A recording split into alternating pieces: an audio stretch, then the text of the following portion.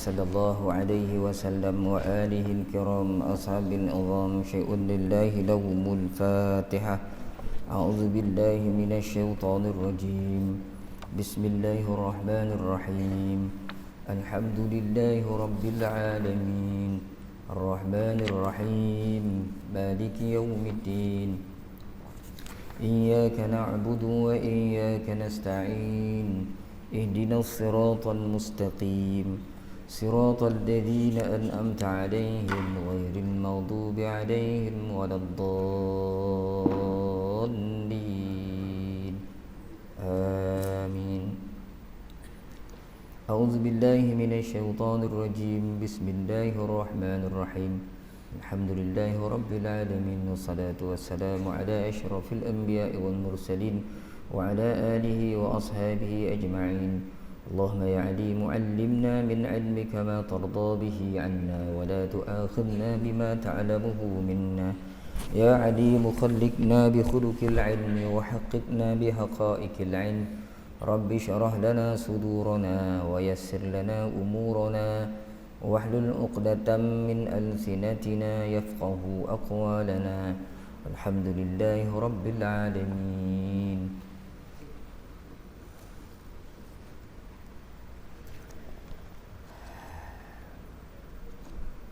أعوذ بالله من الشيطان الرجيم. بسم الله الرحمن الرحيم. السلام عليكم ورحمة الله تعالى وبركاته. الحمد لله والصلاة والسلام على رسول الله وعلى آله وصحبه ومن والاه. أشهد أن لا إله إلا الله وأشهد أن محمدا عبده ورسوله. قال رب اشرح لي صدري ويسر لي أمري wahlul 'uqdatam min lisani yafqahu qawli, amma ba'd. Yang berusaha pihak pengurusan Masjid An-Nur, Ashabul Fadilah, tuan-tuan guru, tuan-tuan imam, ketua-ketua masyarakat, tuan-tuan haji, puan-puan hajah, tuan-tuan, puan-puan, hadirin hadirat yang dirahmati Allah Subhanahu wa taala sekalian. Alhamdulillah, tuan-tuan dan puan-puan, seperti biasa sama-sama kita panjatkan kesyukuran kehadirat Allah Subhanahu wa taala kerana kita masih lagi mampu untuk terus beribadah, kerana kita masih lagi diletakkan dalam kalangan orang-orang yang beriman, kerana dalam hati kita masih lagi ada perasaan untuk memperbaiki diri, memperbaiki ibadah kita, memperbaiki hubungan sesama manusia dan juga memperbaiki hubungan kita dengan Allah Subhanahu wa taala. Mudah-mudahan tuan-tuan dan puan-puan kita sentiasa dipelihara oleh Allah Ta'ala dan dibimbing dalam kehidupan mendatang, insya-Allah, mudah-mudahan, Allahumma amin. Jadi pagi ini tuan-tuan kita bermula pada ayat yang ke-82 daripada Suratun Naml. Ayat yang ke-82 daripada Suratun Naml, juzuk yang ke-20, muka surat 32 tuan-tuan. Muka surat 32. Kita baca sama-sama tuan-tuan. A'udzu billahi minasy syaithanir rajim. Bismillahirrahmanirrahim. Wa idza waqa'al qawlu 'alaihim akhrajna lahum dabbatan minal ardi tukallimuhum anna an-nasa kanu biayatina la yuqinun. Wa yawma nahsyuru min kulli ummatin fawjan mimman yukadzibu biayatina fahum yuza'un.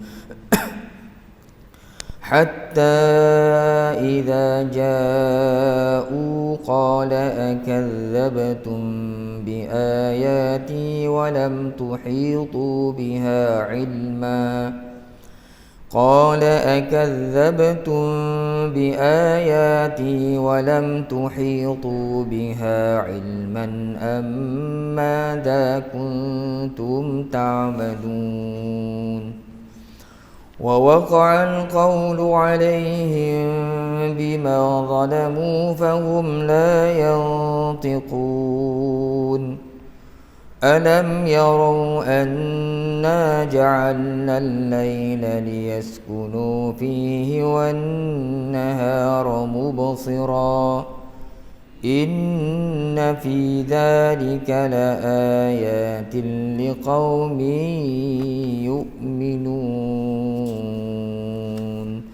صدق الله العظيم.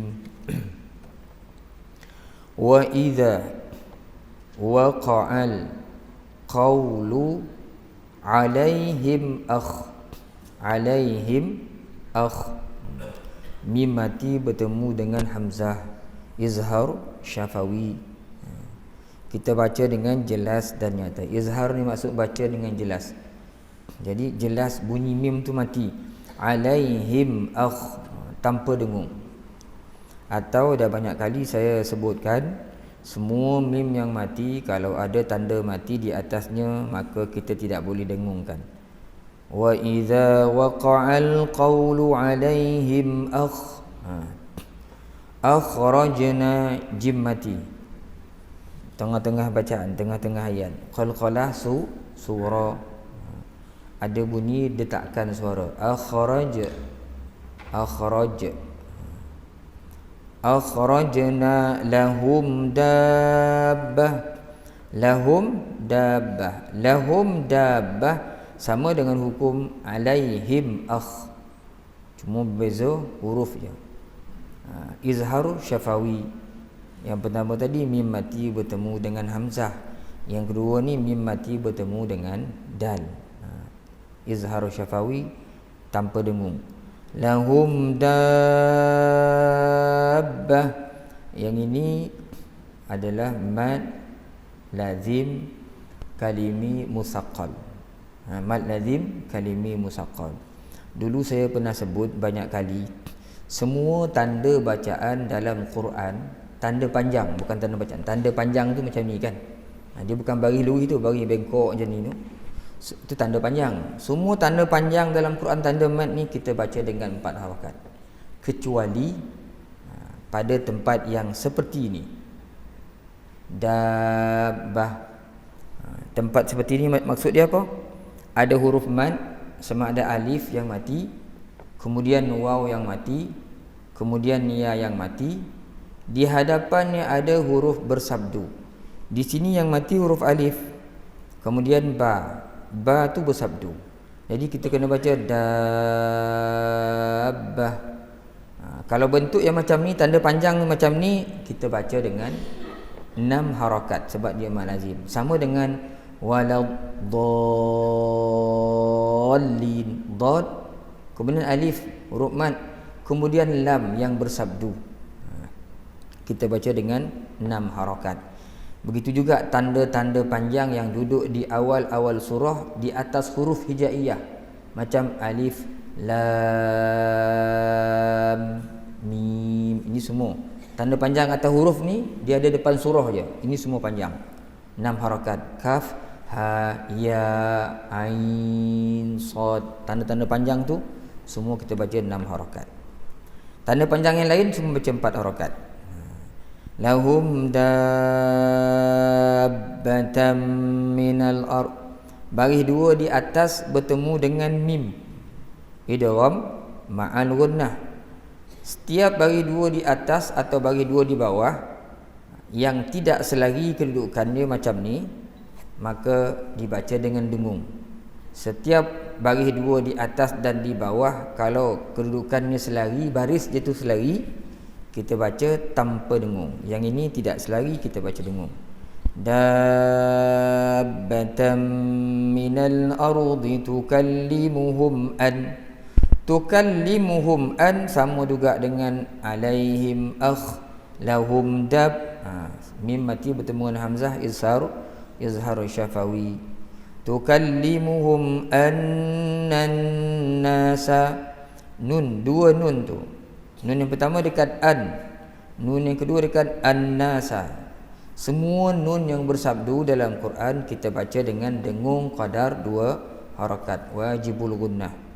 Annan nasa kanu biayatina la yuqinun. La yuqinun mad arid lisukun. Boleh baca 2 harakat, boleh baca 4 harakat, dan boleh baca 6 harakat. Pilihlah. Maka tuan-tuan jadilah bacaannya lebih kurang bunyinya. A'udzu billahi minasyaitonir rajim. Wa idza waqa'al qawlu 'alaihim akhrajna lahum dabbatan minal ardi tukallimuhum anna an-nasa kanu biayatina la yuqinun. Sadaqallahul azim. Dari sudut ilmu tajwid, mari kita tengok sama-sama tuan-tuan dari sudut tafsiran.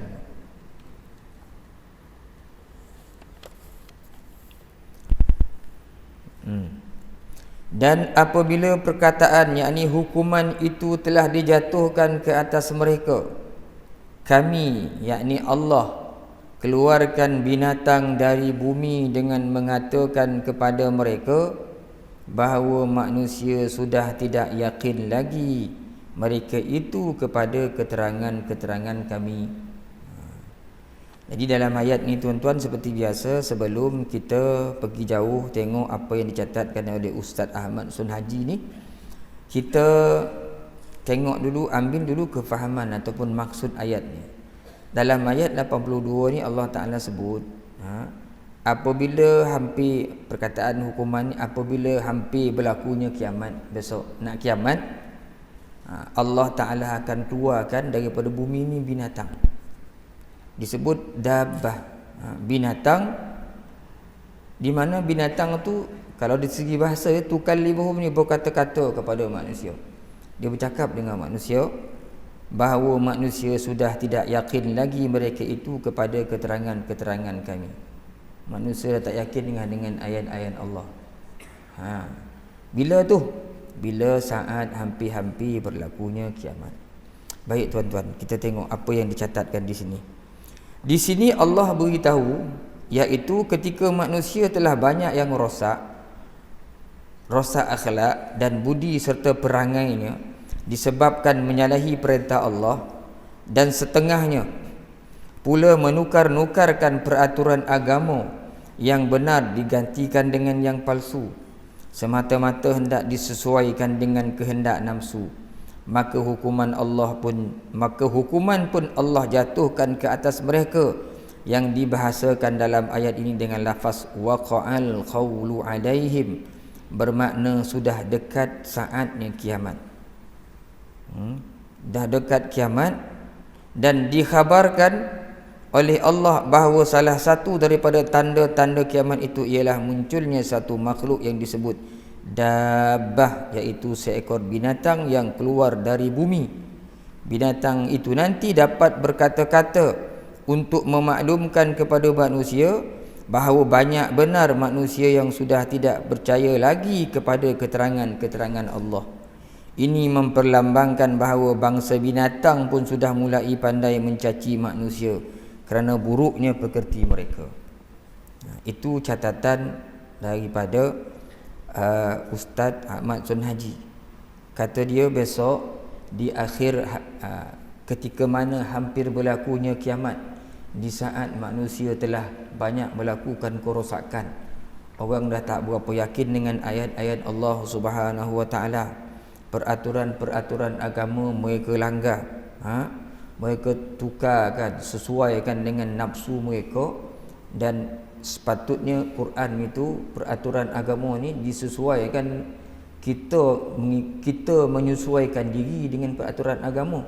Tapi besok peraturan agama ni cuba disesuaikan dengan nafsu manusia masing-masing saat nak berlaku kiamat. Jadi ayat ni sebenarnya nak cerita tentang tanda-tanda akan berlakunya kiamat. Jadi tanda-tanda kiamat ni ada tanda besar, ada tanda kecil. Tanda kecil dah banyak, orang berlumba-lumba bina bangunan, berlakunya penderhakaan pada mak ayah, pada Allah Subhanahu Wa Taala, kan? Tanda-tanda kecil ni dia biasa banyak sangat dah kan. Ini tanda besar. Antara tandanya besok keluar suatu binatang. Dabbah ni tuan-tuan, sebenarnya kalau ikut makna perkataan dabbah ni secara umumnya dia tak guna kat manusia. Dia guna, kalau tuan-tuan tengok apa contoh ayat tu. Apa tu? Ayat yang awal-awal juzuk 12 tu. Tak datang dah.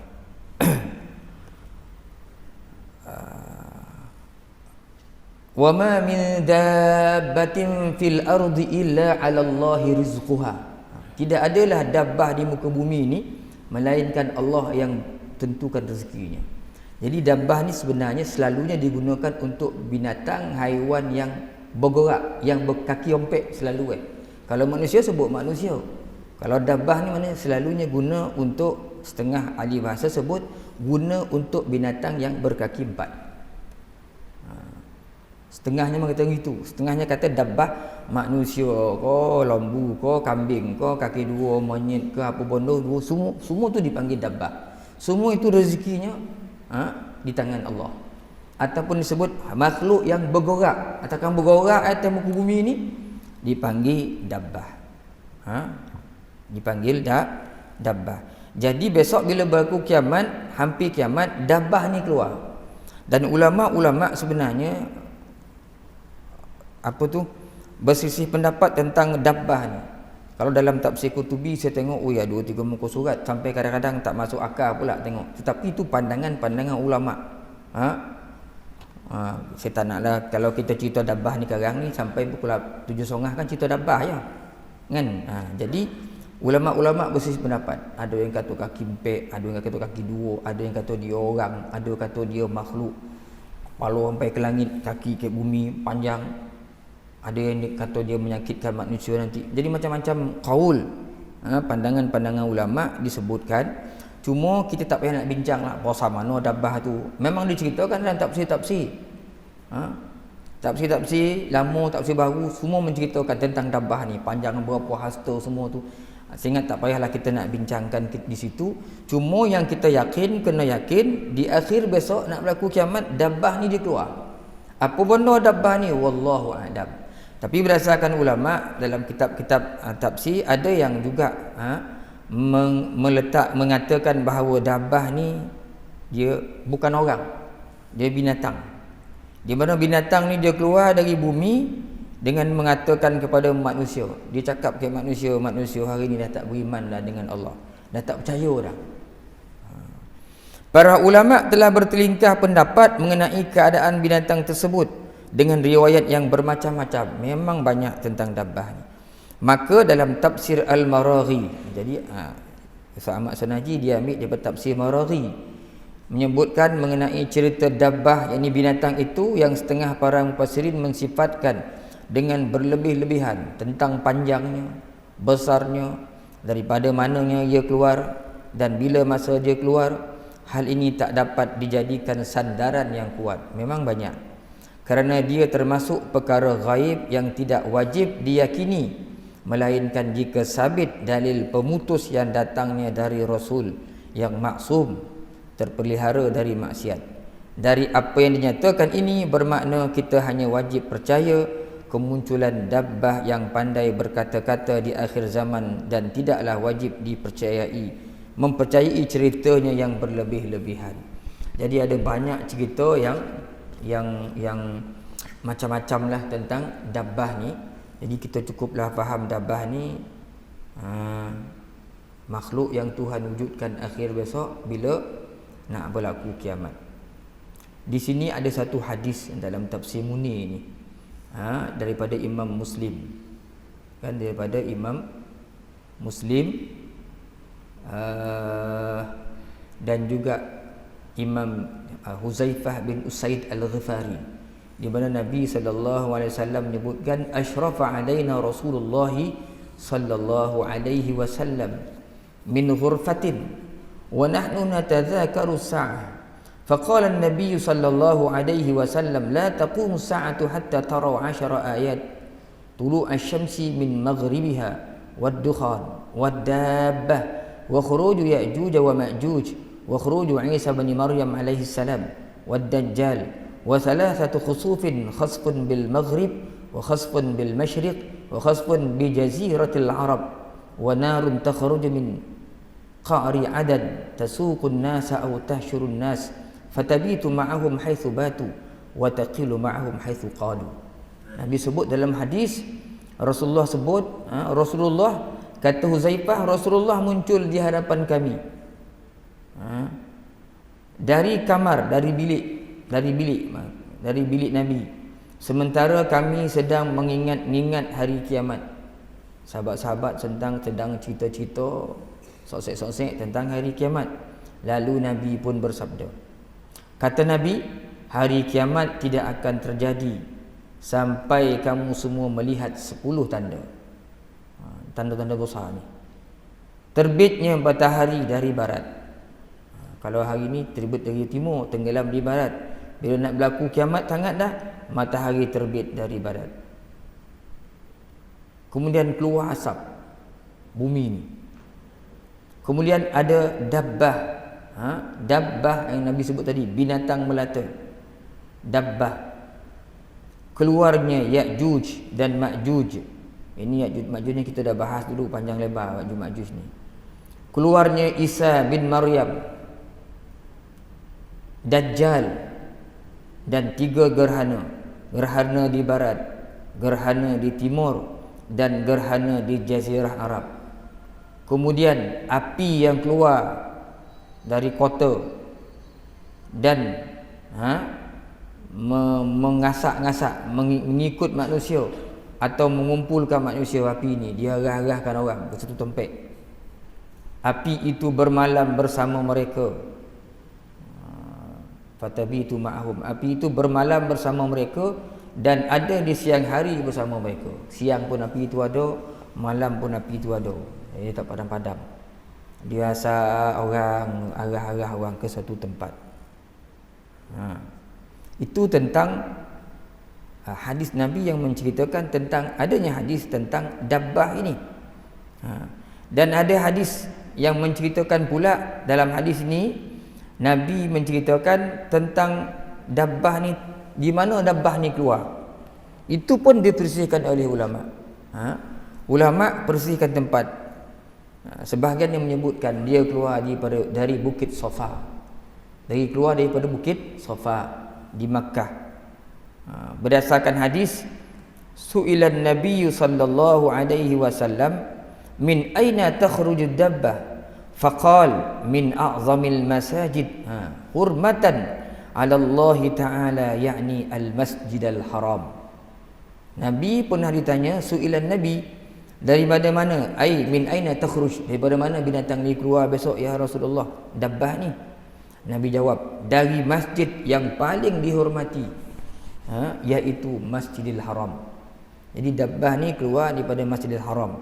Dalam tafsir Al-Qutubi Al-Jami' li Ahkamil Quran memang banyak pandangan, tapi nampaknya semua macam banyak menyatakan dia keluar daripada Bukit Safa. Dabbah ni keluar daripada Bukit Safa dan dia bercakap-cakap dengan manusia. Banyak hadis menyebutkan, ada separuh hadis menyebutkan nanti dabbah ni dia keluar. Jadi bila kata dabbah ni keluar, dia bawa tongkat Nabi Sulaiman, cincin Nabi Sulaiman, bawa tongkat Nabi Musa pula. Jadi masalahnya dabbah tu bukan binatang lah, macam orang pula deh dabbah tu. Dicucuknya hidung, dan separuh hadis orang-orang yang kafir, maka jadi hitam logam lah muka orang kafir. Disentuhnya cincin Nabi Sulaiman kepada wajah orang yang beriman, maka bersinarlah, gemilanglah wajah-wajah orang yang beriman. Pada ketika itu dikenal sungguh-sungguh mana orang yang kafir, mana orang yang beriman. Jadi macam-macamlah hadis, macam-macamlah pendapat ulama, itu cukup banyak tuan-tuan. Yang tak payahlah kita ingat saya nak bahaskan sini panjang lebar cerita tu kan. Cuma kita nak faham dekat sini, besok bila nak berlaku kiamat, dabbah ni dia akan keluar. Dia akan keluar kan, memberi tahu manusia, beriman, mengatakan manusia selama ni dah kufur dengan Allah Subhanahu wa taala. Tapi ada satu hadis tuan-tuan, seolah-olah macam dikuatkan. Imam Al-Qurtubi pun dalam hadisnya, dalam bila dia menyenaraikan pandangan ulama, akhirnya Imam Qurtubi kata pendapat ni macam lebih kuat katanya. Dan pendapat itulah yang dicatatkan oleh Dr. Wahbah Zuhaili dalam Tafsir Muni ni dengan suatu hadis daripada Abu Dawud At-Tayalisi, di mana hadis itu mengatakan Nabi SAW menyebutkan binatang melata. Binatang tu merayap, melata kan. Lalu Nabi bersabda, ia 3 kali keluar sepanjang masa. 3 kali dabah ni keluar. Pertama, ia keluar di kawasan pendalaman yang jauh daripada Mekah. Jadi berita tentang binatang ni tak sampai ke penduduk Mekah, kata Nabi. Kemudian binatang tu sembunyi lama waktu, dia tak keluar-keluar. Dan dia diceritakan di kawasan-kawasan pendalaman.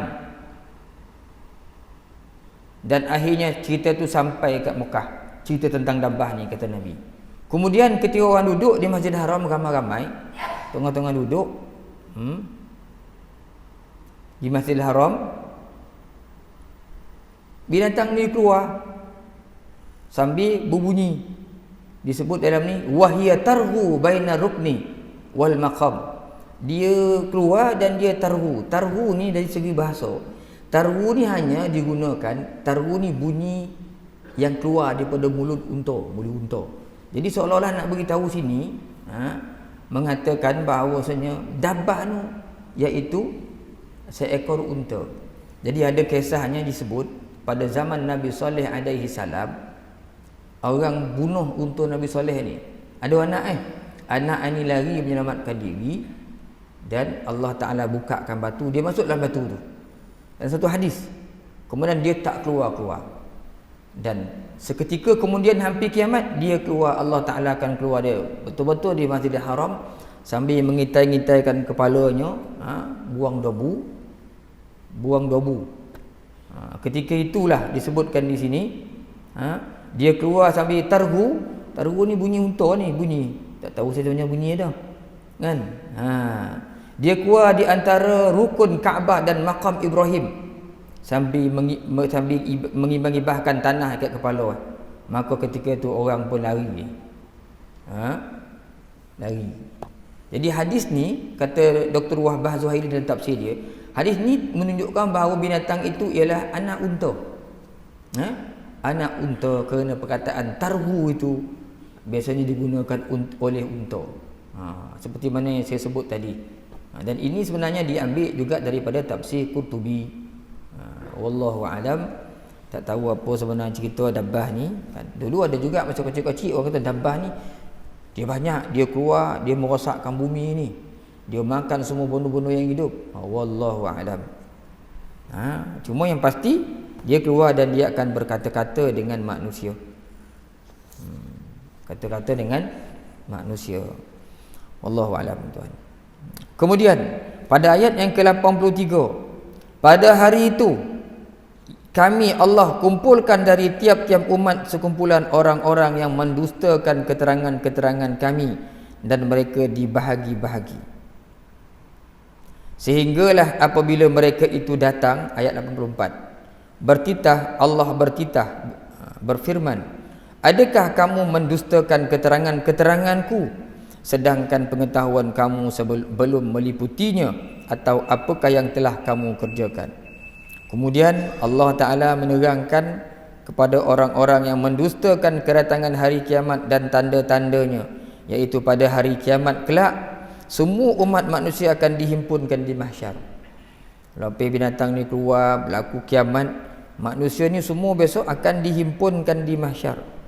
Dan mereka yang dulu mendustakan ayat-ayat Allah, bukti keterangan dalil daripada Allah, akan dibahagi-bahagikan menjadi beberapa banyak kumpulan mengikut kurun dan zamannya, dan akan ditahan pula untuk beberapa lama untuk disoal dan diperkirakan segala amalan mereka. Pada saat itulah merupakan saat yang menggemparkan dan paling menakutkan. Kan dulu kita dah bincang di manusia ni dibangkit daripada kubur, dihimpunkan di mahsyar. Hanya kita ada berdiri di kawasan kita, tempat kita berdiri, kerana bumi ni penuh dengan manusia. Keadaan yang agak haru biru pada ketika itu dalam kitab Muhammad Isa At-Tirmizi, Imam Tirmizi dalam Bahrul Mazid diceritakan, orang walaupun dalam keadaan bumi tempat yang sama duduk ketika itu, tapi keadaannya berbeza-beza, situasinya berbeza-beza mengikut amalan masing-masing. Ada yang rasa matahari seolah-olah sejengkal atas kepala, maka akhirnya peluh dia keluar sampai ada yang peluh parik berkulali, ada yang sampai ke keting, ada yang peluh dia sampai pinggang, ada yang sampai dada, ada yang lemas kerana air peluh dia sendiri. Ada yang berasa sejuk, tenang, tidak merasa apa-apa ketakutan. Yang pastinya manusia menunggu berlama-lama. Setengah riwayat kata sampai 60,000 tahun duduk situ menunggu-nunggu arahan daripada Allah Subhanahu wa ta'ala untuk dibicarakan manusia. Hari itu Allah Ta'ala kumpulkan. La iwajalahu wa khasyatil aswat. Hari itu semua suara pun tak ada dengar. Pada hari itu semuanya tunduk khusyuk, menghadap Allah Subhanahu wa ta'ala, menunggu selepas itu apa akan berlaku. Apabila mereka itu nanti datang di hadapan Allah dalam mahkamah pengadilan, mereka akan dicaci dan dicela. Orang-orang yang dulu atas muka bumi ini ikut cakap dia ya, ikut kehendak dia ya, ikut suka hati dia ya. Padahal Allah Ta'ala turunkan agama ini sebagai panduan, sebagai ikutan, pedoman, lengkap. 23 tahun lama Quran tu diturunkan, diperjuangkan oleh Nabi Muhammad sallallahu alaihi wasallam, diterangkan pada sahabat, bertali temali pemahaman itu sampai ke zaman ini. Hampir pasti tak boleh cakap orang tak faham. Ramai para ulama, guru-guru kita, ustaz-ustaz kita menerangkan tentang kehendak-kehendak Allah berupa suruhan dan arahannya, berpaksikan Quran dan hadis Nabi Muhammad sallallahu alaihi wasallam. Manusia faham. Di kalangan manusia itu ada yang faminhum zalimun li nafsihi. Di kalangan mereka ada yang jadi zalim. Faminhum muqtasid, ada yang tengah-tengah. Faminhum sabiqum bil khairat. Di kalangan mereka ada yang sungguh-sungguh buat kebaikan. Jadi orang-orang yang masuk kat dunia dulu ikut kehendak nafsu dia je, di hadapan Allah besok mereka ini akan dicaci dan dicela. Dia dicaci dan dicela. Disebutkan sini dicaci dan dicela. Mengapakah hari akhirat seperti hari ini sedangkan pengetahuan kamu belum meliputinya dan belum dapat mengetahui akan hakikat keterangan-keterangan tersebut, atau apakah yang telah kamu kerjakan tanpa memikirkannya terlebih dahulu dengan fikiran yang sebaik-baiknya, sama ada membenarkan atau mendustakan. Dulu kenapa hidup atas muka bumi dulu kau tak fikir betul-betul? Tak fikir sebelum bertindak tu. Tengok lu baik buruk betul salah benar haknya, batil atau benar.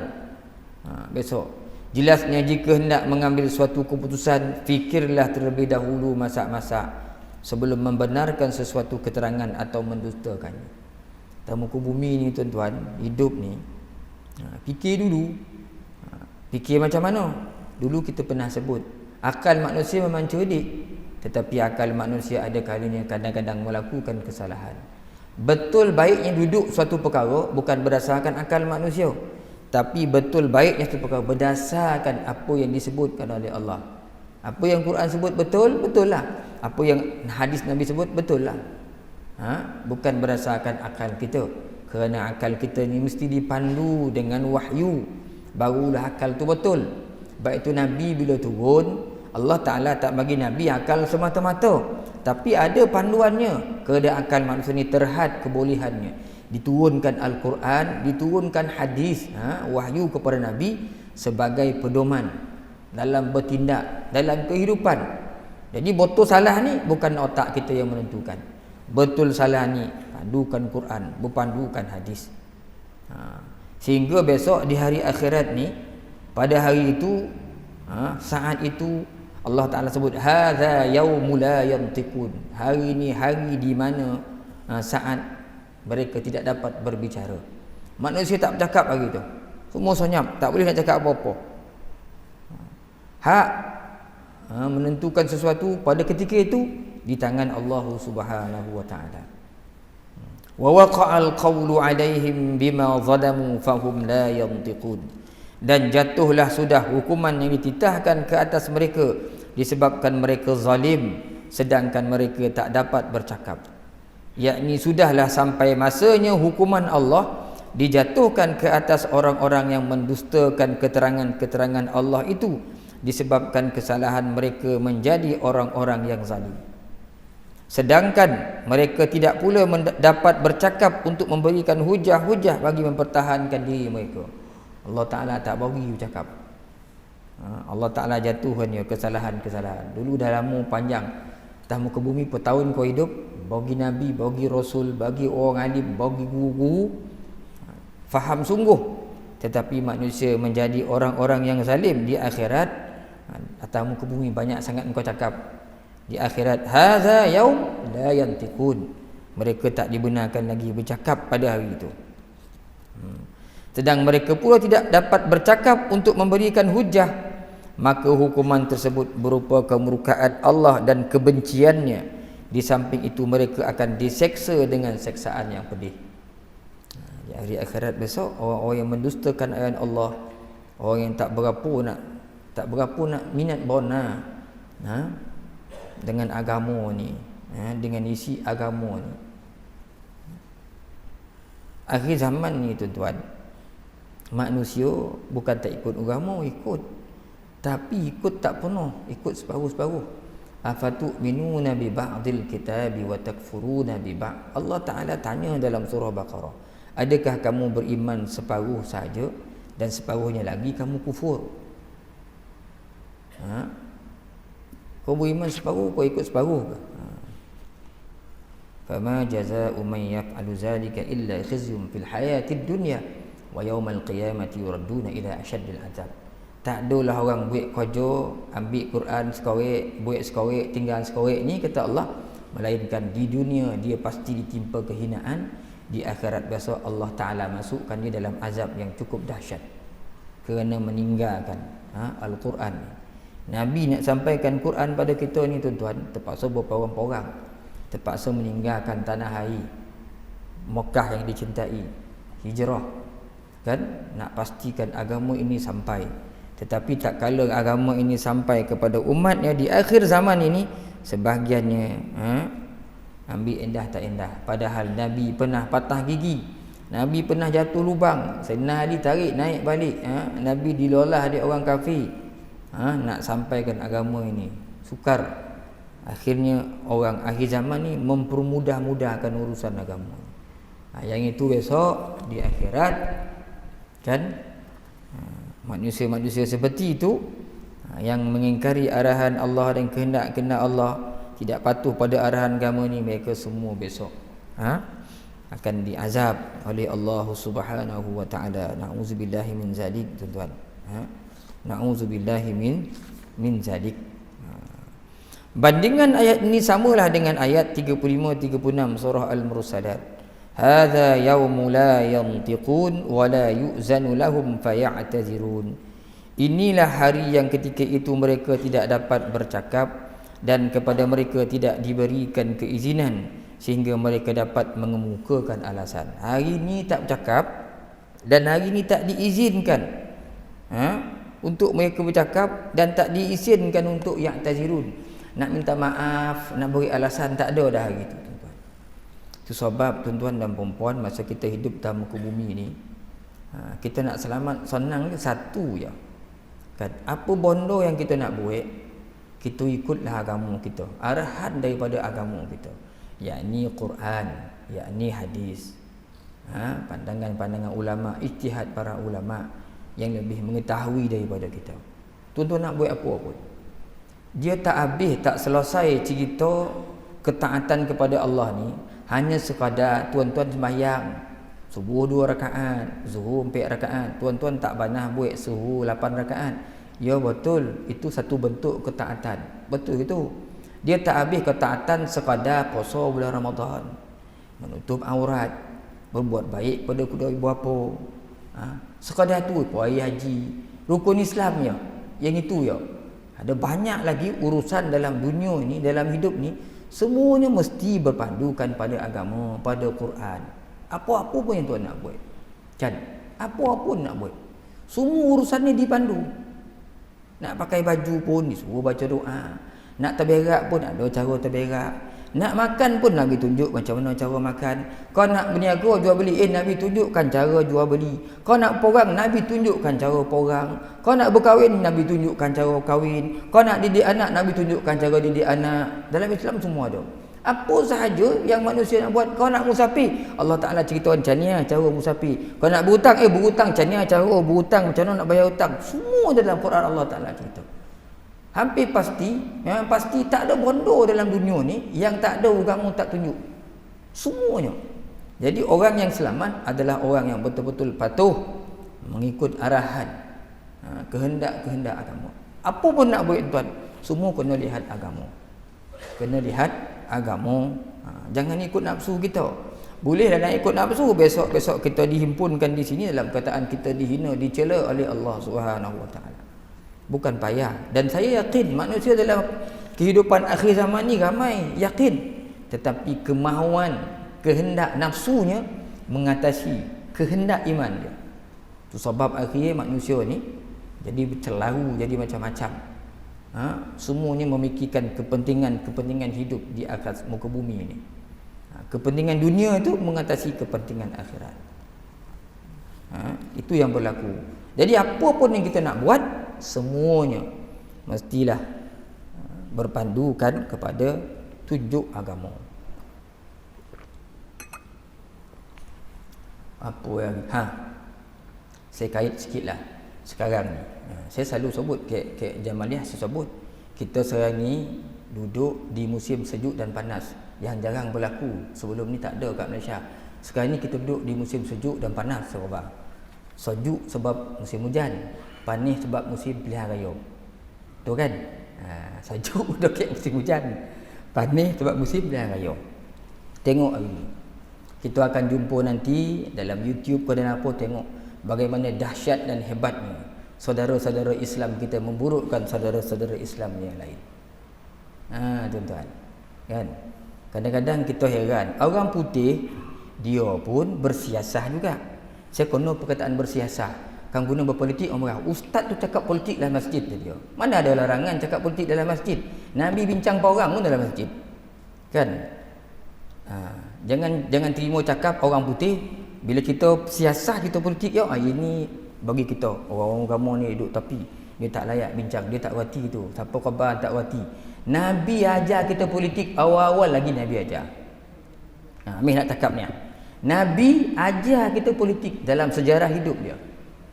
Ya kau. Sebab tu saya selalu sebut mana-mana kalau minggu ni kalau pagi-pagi orang tanya, "Tak bagi tip nak mengundi ni." Tuan dah berpuluh-puluh tahun mengundi, nak tip-tip apa lagi? Tak tahu kau nak mengundi. Ambil pensel tu, pen tu, pangkah tu ya. Kan payah nak mengundi. Pangkah jangan raid yang salah. Pangkahnya. Betul tadi nak mengundi siapa? Yang itu undi anda adalah rahsia. Tapi tuan-tuan kena ingat, semua yang kita buat akhir nanti akan dipersoalkan oleh Allah. Tuhan akan tanya kita. Saya selalu sebut ni nak bagi panduan. Tengok Rasulullah tuan-tuan. Jadi sekarang ni yang jadi kucak kacir ni sebab apa? Orang yang berkecimpung dalam bidang ini, dia tak pernah tanya diri dia untuk apa dia berkecimpung dalam bidang itu.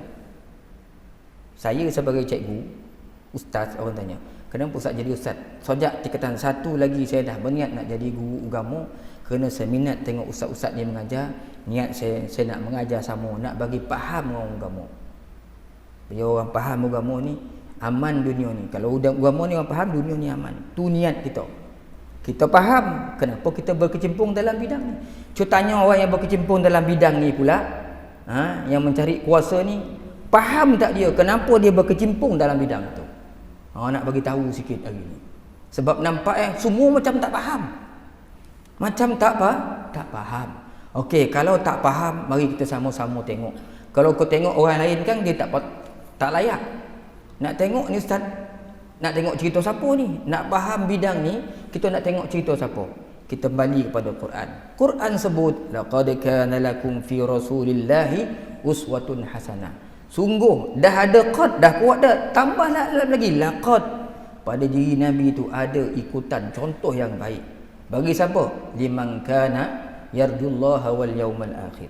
Siapa yang nak Allah, berharap pada keridaan Allah, dia hari akhirat, dia akan ikut Rasulullah sebagai model ikutannya.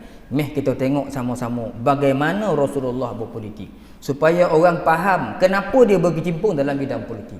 Tanya calon tu, kenapa tuan bertanding? Dia faham tak? Saya bertanding ni sebab saya nak cuba menurunkan gua barang. Itu kerja kocik. Kenapa tuan bertanding?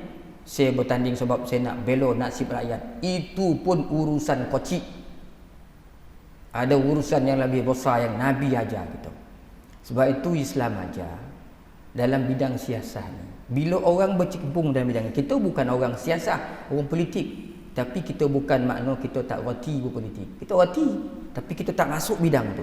Nak nasihatkan orang masuk dalam bidang dia, kena tahu pertama sekali niat dia, kenapa masuk situ. Kalau tidak nanti dia lari niat, dia kan ramai nanti minta maaf cakap yang masuk dalam bidang ni untuk membesarkan tempolok masing-masing. Tu bahasa kasar lah. Bahasa lembutnya untuk memenuhkan perut-perut mereka. Lembut sikit bunyi kan. Jadi macam tu, tak ada agama orang. Islam mengajar kita, bila orang berkecimpung dalam bidang ni, pertama sekali dia mesti pegang, iaitu perkataan iqamatuddin wa siyasatud dunyabi. Tu sebab kita berkecimpung. Maksud dia apa? Masuk dalam bidang ni, satu mesti ingat Islam ajar mendirikan, membangunkan agama dan memerintah dunia dengan agama yang dibangunkan. Tu tujuannya. Kalau agama dah togak, maka tak ada urusan lain, rogo minyak, rogo barang, apa bondo semua ni selesai bila agama duduk kat atas. Hari ni tak ada orang nak niat macam ni, nak mendirikan agama, membangunkan agama dan memerintah dunia dengan agama yang dibangunkan. Tu tujuan dia yang asas. Sebab itu tuan-tuan tengok dalam sejarah, dalam sirah Nabi SAW. Kenapa Nabi pindah ke Madinah? Kerana di Mekah Nabi tak boleh bangunkan agama. Nabi tak boleh bangunkan agama. Maka Nabi pergi ke Madinah untuk membangunkan agama. Nak membangunkan agama tak boleh tanpa kuasa. Sebab itu Nabi pergi ke Madinah. Sebab dengan kuasa boleh membangunkan agama. Ya ke Nabi boleh berkuasa di Madinah? Tuan-tuan tengok balik perjanjian Aqabah pertama. 12 ke 13 orang daripada Madinah datang berbai'ah, berjanji setia dengan Nabi dan akan mengangkat Nabi menjadi ketua di Madinah. Nabi sah jadi ketua di Madinah dan Nabi bangunkan agama itu di Madinah. Kita tanya balik, ustaz, kalau sekadar Nabi pergi Madinah nak kuasa, Nabi tak payah pergi Madinah. Cukup Nabi duduk di Mekah. Kerana orang Mekah dah tanya, kau nak apa Muhammad? Nak isi cantik, kita akan cari orang Arab paling cantik Jazirah Arab ni, ambil jadi bini kau. Nak roto, kita akan bogi roto. Kau nak jadi ketua, kami akan lantik kamu jadi ketua. Yakni kuasa, bagi kuasa kat kamu. Dengan syarat kamu tinggalkan dakwah kamu. Nabi tak ambil kuasa tu. Sebab apa? Nabi fikir, kalau Nabi ambil kuasa tu, Nabi tak boleh tegakkan agama. Buat apa? Yang Nabi nak mendapatkan kuasa dan menegakkan agama. Nabi boleh berkuasa di Mekah, tetapi Nabi tahu dengan kuasa tu Nabi tak boleh menegakkan agama. Dipantau, dijajah oleh orang lain pemikirannya. Nabi pergi Madinah. Kenapa? Nakkan kuasa, dan kuasa itu boleh menegakkan agama. Sah Nabi menegakkan agama di Madinah dengan kuasa yang dia ada. Kemudian disebar daripada Madinah, berkembang kerajaan Islam. Nabi tulis surat semua raja-raja, aslim taslim, masuklah kamu ke dalam Islam, kamu akan selamat. Tu tujuan Nabi tunjukkan bagaimana politik Nabi Muhammad sallallahu alaihi wasallam. Orang berpolitik memang nak kuasa, tapi untuk apa kuasa itu tuan-tuan ambil? Kat sini yang banyak salah. Untuk apa kuasa itu? Nak buat apa? Kuasa. Nak besarkan rumah? Nak lawakan kereta? Nak ramaikan bini? Tak jadi apa-apa. Nabi pergi ke sana, Nabi bangunkan agama. Walaupun dah jadi ketua, tapi kehidupan Nabi seperti biasa, seolah-olah tidak ada apa-apa yang berlaku. Padahal dia ketua besar. Begitu juga ditunjukkan oleh para sahabat Nabi yang lain. Tu tujuan ni. Kok masuk, kalau semua orang fikir macam ni, maka agama ni besok kedudukannya akan bagus. Tak ada orang lain yang berani mengganggu gugat kesucian agama ni, tuan. Itu sebab sampailah ke hari ini kita masih duduk dalam keadaan seperti tahun-tahun, puluhan tahun yang sebelumnya. Sebab itu kita baca hadis selalu innamal a'malu binniyat, innamal a'malu binniyat. Semua amalan ini berdasarkan niat, faham sungguh, tetapi tidak beramal dengan hadis itu. Akhirnya jadilah apa pun tuan-tuan, kalau orang dah tersasar niatnya, pasti akan salah jalan. Jadi cikgu, kenapa dia cikgu ni? Dah tak ada kerja lain ustaz minta kerja. Jadi cikgu dapat gaji okey lah tu, ada ya gaji bulan-bulan tu. Memang tak ngajar lah dia. Cikgu macam ni lah nanti. Pukul 8 dia dah keluar losap, pengutur sembarang. Mana cikgu tu dah losap makan roti canai kat luar. Kelas tak masuk. Kan, kelas tak masuk. Lepas tu pula ngajar lebih cincai yo. Budak faham tak faham? Faham atau tak faham dah lah kau Memang tak ambil borek masalah urusan kerja Yang dia tahu janji hujung bulan ambil kad cucuk kat dinding, keluar duit. Tapi kerja tak sendiri. Bila sekolah panggil kerja cuti, muka masam yo.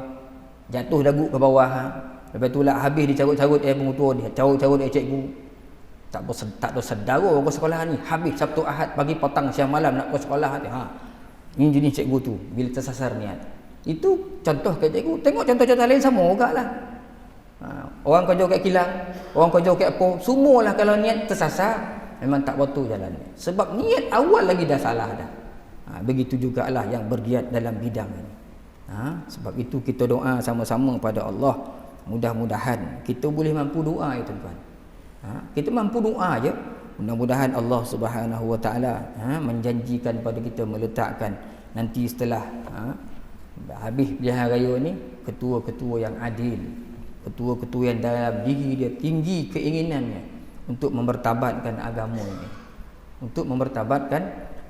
ini, sebab tuan-tuan, agama ini tak layak diletak bawah. Al-Islamu ya'lu wa la yu'la alaih, wallazi arsala rasulahu bil huda wa dinil haq liyuzhirahu 'ala ad-dini kullihi walau karihal kafirun. Allah Ta'ala sini sebut dalam Quran, dialah Allah yang mengutuskan Nabi ni bil huda, dengan petunjuk daripada Allah, wa dinil haq, dan agama yang benar. Allah hantar para Nabi, para Rasul ni dengan petunjuk daripada dia dan agama yang benar. Kita tengok ayat lepas tu, liyuzhirahu 'ala dini kulli. Apa maksud liyuzhirahu? Supaya Rasul ini meninggikan, menegakkan, meng-highlightkan. Tuan-tuan, meng-highlightkan, ada ke bahasa meng-highlight ini? Yuzhir ni azhar, menzahirkan. Izhar zahir, yuzhirahu ni menjadikan dia lebih hebat daripada alat dini kullihi, daripada agama-agama yang lain. Islam ni paling atas sikit. Walau karihal kafirun, walaupun orang yang tak beriman, yang kafir, benci dengan kerja tu, memang akan benci. Tapi itulah kerja Rasul-Rasul diutuskan. Kan? Itulah kerja Rasul-Rasul diutuskan, membawa manusia kepada Allah, mentauhidkan Allah, mentaati Allah Subhanahu Wa Taala. Tu kerja Rasul. Jadi kita faham, kita ambil kuasa, kita bawa manusia ke jalan Allah. Yang itu yang Nabi buat. Nabi pergi Madinah, dapat kuasa, Nabi bawa orang ke jalan Allah, mengajar manusia supaya tunduk kepada Allah Subhanahu Wa Taala. Kerana Rasul bukan diturunkan untuk mengajar orang cari makan. Kalau sekadar nak cari makan, tuan-tuan dan puan-puan, lembu tak ada PhD ada, dia bachelor, SPM pun dia tak ada SPM, tapi hidup anak-anak ai makan. Kalau Nabi turun sekadar nak ajar buat rumah, tak payah. Orang dulu-dulu bukan rumah macam kita ni, gunung dipahat buat rumah, dah pandai dia buat rumah dah. Kalau Nabi turun sekadar nak ajar buat baju, tak payah tuan-tuan. Zaman dulu pun masa tak ada kain, pandai dia ambil daun-daun besar dibuat baju Nabi nak ajar apa? Bukan itu semua benda-benda kecil tu. Nabi turun sini nak mengajar manusia bagaimana nak jadi hamba yang baik. Bagaimana kau boleh jadi hamba, betul-betul hamba kepada Allah. Bagaimana sepatutnya kamu menyembah, mengabdikan diri kepada Allah. Sebab itulah Nabi nakkan kekuasaan itu. Dan Nabi sungguh-sungguh buat, dihantar surat ke seluruh pelosok, surat yang boleh sampai dia hantar. Nabi berdakwah dengan kedudukan yang dia ada. Nabi bangunkan pentadbiran, pengurusan pentadbirannya dengan agama yang dia tegakkan. Baru dunia selamat. Baru dunia selamat. Itulah yang dikehendaki oleh Allah Subhanahu wa taala. Jadi kita masuk situ sebab kan orang khabar pula tak peka dengan keadaan semasa. Jadi kita ceritalah ke situ. Jadi kalau tuan-tuan nak ikut, nak bagi contoh, nak ikut-ikutan, saya sebut mana tadi model Rasul ke Astana Raja. Tak ada model dalam hidup ni tuan-tuan. Kau nak buat tu cara, tatu je tengok Muhammad sallallahu alaihi wasallam. Sebab Allah Taala yang sebut, bukan saya. Laqad kana lakum fi rasulillah uswah. Apa bondo pun tuan-tuan nak tengok, nak bagi bagus, tengoklah Nabi. Apa yang tuan nak buat? Hatta tuan-tuan nak terberak, macam mana terberak betul yang botol carut ikut Islam. Kita tengok hadis Nabi, cara Nabi buang air besar. Ada. Saya bukan menafikan orang lain hebat, semua orang hebat. Ramai orang hebat. Soekarno hebat, Soeharto hebat, Tok Mahathir hebat, Lim Kichat hebat, Sambil Bello hebat. Macam-macam ramai orang hebat. Tapi orang ni hebat, dia separuh-separuh je, sejuzuk-sejuzuk daripada kehidupan. Sudut-sudut tertentu Allah Ta'ala letakkan Nabi hebat. Kehebatan Nabi meliputi semua aspek kehidupan. Orang dia hebat, dia jadi tentera orang menang dia. Kan? Suruh jadi imam, dia akan jadi imam yang hebat. Soekarno memang hebat bercakap, berapi-rapi. Tapi kau suruh semayang jadi imam, saya ingat belum tentu lagi. Mungkin ada yang terpancing nanti. Terpancing. Kan? Ada banyak tempat-tempat dia tak tahu. Nabi di lapangan perang, Nabi lah panglima perang yang paling hebat. Suruh jadi imam, dialah imam paling hebat. Suruh jadi suami yang baik, dialah jadi suami yang baik. Suruh jadi anak yang taat pada ibu ayah, dialah jadi anak yang baik. Sudut mana tuan-tuan nak tengok Nabi ni yang cacat Bahkan dia dipandu oleh Allah Subhanahu wa taala, diberikan keistimewaan. Sejak kecil lagi dah dibersihkan jantung, dibodah berapa kali. Jadi orang ni layak untuk dijadikan model gitu. Jadi dalam kehidupan yang tuan apa pun, rujuklah kembali kepada kehidupan Nabi Muhammad. Sebab itu ada surah Al-Qasas, kisah-kisah Nabi dulu, ada kitab-kitab sirah, supaya jangan tinggalkan cerita-cerita ni. Kita hidup seperti manusia yang lain tuan-tuan, iaitu Muhammad. Para nabi lain itu manusia juga. Mereka ini dipandu, diberi wahyu, maka ikut mereka kita akan selamat. Ikutlah Muhammad sallallahu alaihi wasallam. Pasti kita selamat tuan-tuan dan puan. Dalam apa jua hal aspek kehidupan kita. Wallahu alam seqadarnya tuan-tuan. Untuk pagi ini mudah-mudahan apa yang saya sebut tuan-tuan faham dan dapat amalkan. Mohon ampun, mohon maaf. Nampak macam koreh kasar laut ni, tak ada nak marah siapa-siapa. Cuma agak kecewa juga kan dengan kehidupan kita hari ini. Kita di bawah ni mengharap-harapkan sesuatu yang baik berlaku atas negara kita ni, menjadi negara yang baldatun tayyibah, negara yang baik, wa rabbun ghafur, dan Allah mengampuni kita semua. Mudah-mudahan tuan-tuan dengan majlis ini, berkat majlis ini, ilmu ini, Allah Subhanahu wa taala menjadikan kehidupan kita lebih baik. Lebih baik. Orang-orang kat Malaysia ni semua bersemangat. Besok pagi subuh, akhir tempat subuh kat Tika kat bawah tak terlampau ramai nak orang solat. Sampai ke Padai Dopan tak orang-orang bawa datang jemaah. Macam tu yang kita nak. Kok boleh macam Turki dalam keto semayang kan. Kita nak macam itu.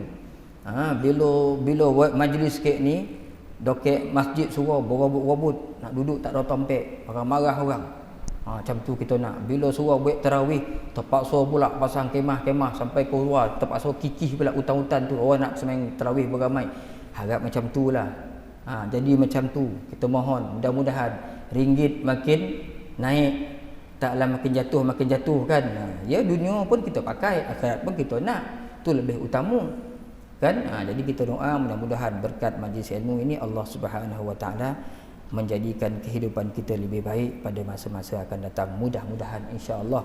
Allahumma amin. Aqulu qawli hadza astaghfirullah li wa lakum. Assalamualaikum warahmatullahi taala wabarakatuh. Ada soalan tuan-tuan sebelum kita berhenti ni? Kalau ada lah. Kalau tak ada kita berhenti kat sini. Saya ingat ada soalan. Siapa yang soal itu? Saya lupa pula. Di luar ni, di luar Ada sahabat yang telefon kita lah. Saya tak tahu apa asas dia telefon saya jawab kat sini lah sebab dia minta jawab tentang khusyuk dalam solat. Tuan-tuan, itu kenapa soal wallahu alam, tapi setahu saya ada sahabat yang telefon sebelum ni, apa hukum khusyuk dalam solat tu Ustaz? Adakah orang mencari khusyuk dalam solat adalah syirik? Jadi saya tak tahu kenapa tuan-tuan korban khusyuk dalam solat tu syirik, wallahu alam. Cuma saya jawablah kat sini, adakah orang yang mencari khusyuk dalam solat itu jadi syirik? Kan sebelum tu tuan-tuan kena fahamlah, syirik tu apa benda apa benda syirik tu? Jadi boleh tak kita kata orang yang mencari khusyuk dalam solat adalah orang yang syirik kepada Allah Subhanahu Wa Taala? Saya kata saya pun tak tahu, mungkin guru-guru tak tahulah. Tuan-tuan kena rujuklah pada orang yang bercakap. Mungkin ada ilmu lain yang saya tak faham. Saya hanya berdasarkan Al-Quran saja. Kalau berdasarkan dalam Al-Quran, Allah Ta'ala sebut secara jelas, qad aflahal mu'minun alladhina hum fi salatihim khashi'un. Sesungguhnya berjayalah orang-orang yang beriman. Siapa orang yang beriman yang berjaya ni? Iaitu alladhina hum fi salatihim khashi'un. Orang-orang yang khusyuk dalam salatnya. Allah Ta'ala sebut orang khusyuk tu berjaya, bukan gagal. Kemudian dalam ayat yang lain, umpamanya tuan-tuan boleh tengok dalam awal-awal juzuk 22, awal juzuk muka surat pertama lagi, ayat bawah sekali, wa may yaknut, bawah sekali, innal muslimina wal muslimati wal mu'minina wal mu'minat wal qanitina wal qanitati was sadiqina was sadiqati was sabirina was sabirat. Panjang ayat tu, nak cari perkataan was sabirina was sabirat ni, wal khashi'ina wal khashi'at wal mutasaddiqina wal mutasaddiqat was saimina was saimat wal hafizina furujahum wal hafizat والذاكرين الله كثيرا والذاكرات أعد الله لهم مغفرة وأجرا عظيما. Allah Ta'ala sebut 10 orang, jenis orang yang ujung ayat 10 orang ni Allah Ta'ala sebut a'addallahu lahum maghfirah. Allah Ta'ala sediakan untuk dia pengampunan daripada Allah, wa ajran azima, dan pahala yang sebesar-besarnya kepada 10 orang ni. Antara yang disebutkan dalam 10 orang tu iaitu dalam turutan yang ke-6, wal khashi'ina wal khashi'an. Maksudnya apa? Orang-orang lelaki yang khusyuk dan orang-orang perempuan yang khusyuk. Jadi saya tak tahu macam mana tuan-tuan boleh sebut, wallahu a'lam. Mungkin itu di luar pengetahuan ilmu saya, mungkin guru-guru kita lebih mahir tentang itu. Tapi yang saya faham, khusyuk itu sebenarnya sesuatu yang mesti dihadirkan dalam solat untuk kita lebih hampir pada Allah. Dia bukan satu objek benda yang kita nak cari, tak. Dia yang patut lahir daripada diri kita. Imam Junaid Al-Baghdadi menyebutkan, khusyuk tu maksud dia rasa rendah diri yang lahir daripada dalam hati di hadapan Allah yang mengetahui perkara-perkara ghaib. Rasa rendah diri, rasa kecil depan Allah. Itulah maksud khusyuk. Jadi bila sembahyang, benda tu kena bawa duduk berdiri depan Allah ni, rasa kita ni tak ada apa-apa, rasa kecil je di hadapan Tuhan yang mengetahui perkara ghaib dan perkara yang zahir. Tu khusyuk. Dia bukan khusyuk ni satu benda objek yang boleh dicari, tak. Sayang kena bawa khusyuk tu, dia hadir daripada hati kita sendiri. Hadir daripada hati. Dalam Al-Quran semua menyebutkan khusyuk tu adalah orang yang khusyuk adalah orang yang berjaya. Orang khusyuk Allah Ta'ala akan beri kepada dia keampunan dan pahala yang besar. Dan saya nak nyatakan khusyuk itu bukan rukun solat, tetapi dia adalah sebahagian daripada kesempurnaan solat. Sehingga disebutkan oleh ahli-ahli fiqh, cerdik pandai kita, khusyuk itulah yang menjadi ruh kepada solat. Ruh solat tu khusyuk. Dia bukan rukun. Kalau khusyuk jadi rukun solat, habis semua, ramailah yang tak sah sembahyang. Tak khusyuk batal sembahyang, tak khusyuk batal sembahyang. Oh, susah nak cari. Hati kita ni berbolak-balik. Sebab itu khusyuk itu bukan rukun solat. Dia adalah perkara yang perlu untuk kesempurnaan solat. Bahkan dialah roh kepada solat itu. Orang yang sembahyang ada khusyuk, dia berasa dia duduk di hadapan Allah, berdiri di hadapan Allah, sedang berbicara dengan Allah, masa solat itu hidup. Solat itu hidup. Berbanding dengan orang yang semayang, dia berdiri semayang maghrib, isyak, subuh, tapi ketika dia berdiri, badan dia berdiri itu, hatinya ada di padang bola. Sebab hari malam ni Negeri Sembilan lawan Terengganu, badan dia ada, semayang itu tidak ada roh dia, semayang itu mati. Itulah makna khusyuk. Jadi khusyuk Nabi sebut idza khasyatil qalb khasyatil jawarih. Bila khusyuk hati, khusyuklah anggota. Maksudnya khusyuk itu dalam dua. Hati khusyuk, anggota pun khusyuk. Khusyuk hati dia tak ke mana-mana, fokusnya hanya pada Allah. Khusyuk anggota dia tak merayau, mata tak keteh ke bawah ke. Sebahagian ulama kita ada menyebutkan makna khusyuk adalah tempat tetap pandangan ke tempat sujud. Ada yang menafsirkan begitu. Pandang sujud itu sebahagian daripada khusyuk. Ada yang menafsirkan khusyuk maksud itu. Dan selain daripada Junaid Al-Baghdadi, ada seorang ulama menyebutkan, Al-Mawardi tak salah saya, khusyuk itu asalnya maknanya lembut hati, rendah diri di hadapan Allah dan tenang di hadapan Allah Subhanahu wa ta'ala. Jadi memang kita kena cari kekhusyukan, kerana hanya orang-orang khusyuk saja yang Allah Ta'ala berikan keampunan seperti mana ayat saya bacakan tadi, dan anugerah yang besar, dan mereka dianggap berjaya dalam kehidupan.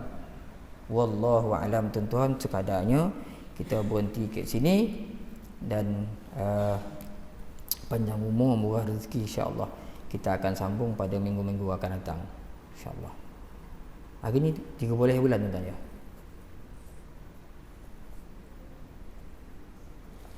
Bismillahirrahmanirrahim. Alhamdulillahi rabbil alamin.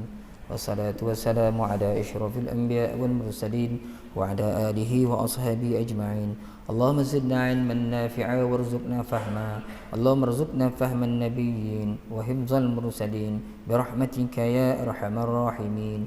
Allahumma in dakhala ar-riya'u fi a'malina wa aqwalina wa af'alina wa lam na'lam bihi aw 'alimna tubna anhu wa aslamna wa naqulu la ilaha illallah Muhammadur Rasulullah sallallahu alaihi wasallam. Allahumma rabbi ij'alna muqimis salati wa min dhurriyyatina rabbana wa taqabbal du'a walhamdulillahi rabbil alamin. Tasbih kafarah dan suratul Asr. Subhanakallah bihamdik, asyhadu an la ilaha illa anta, astaghfiruka wa atubu ilaik. Subhanakallah bihamdik, asyhadu an la ilaha illa anta, astaghfiruka wa atubu ilaik. Subhanakallahumma bihamdik, asyhadu an la ilaha illa anta, astaghfiruka wa atubu ilaik. Bismillahirrahmanirrahim. Wal 'ashr innal insana lafi khusr الذين آمنوا وعملوا الصالحات وتواصوا بالحق وتواصوا بالصبر. والله أعلم بالصواب.